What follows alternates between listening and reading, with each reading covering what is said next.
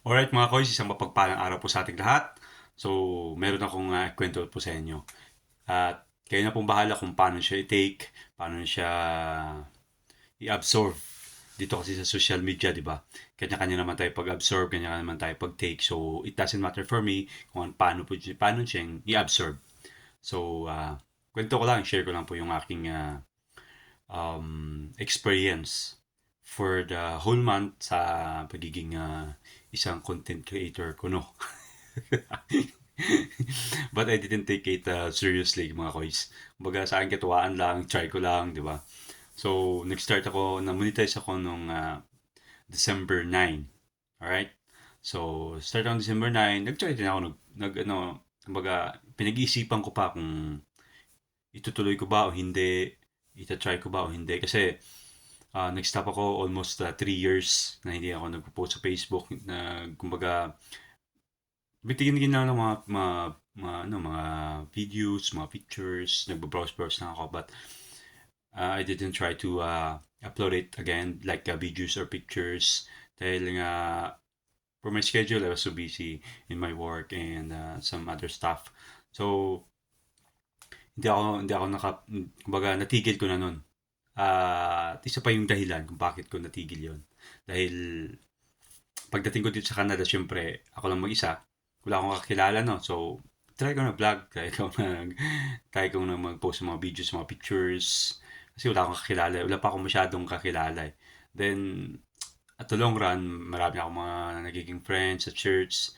May mga nakakilala ako. So, syempre, mahihain tayo eh. Sa totoong buhay, mahihain talaga ako mga koys. Oh, parang ayaw maniwala. I told you, nasa'yo na yan, kaya maniwala, pero mahihain talaga. Seriously speaking. So, yun nga, nahiya na ako. Siyempre, nagkaramdam ako ng, baga nahiya din ako, saka naging busy din. So, nag-stop ako for almost 3 years.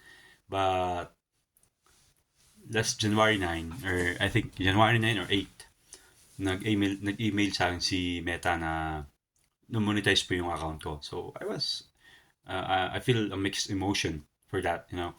Dahil, di ko alam kung itutuloy ko siya or ipupush ko siya or something.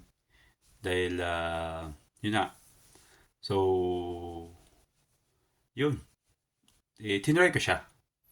For the sake na katuwaan lang. Okay? Not to being serious. So, nag-start ako ng December 9, nag-post ako ng pictures. So, ito yung kita niya. Diba? Then, tinutuloy ko siya. Kumbaga, consistency, yon kung paano, meron akong ginawang time frame for that, pagpo-post ng mga picture stories, and text, and videos. Tuloy-tuloy yun hanggang ngayon, December 31, tuloy-tuloy ko kung paano ko siyang ginawa. So, kumbaga katuwaan lang, nag-isip ako ng mga content, or mga ibang mga pumapasok mga content, yun, basta akong pinost, pero nandun pa rin ako sa time frame. Nagkalayo man minsan ng oras, pero nandun pa rin ako sa time frame.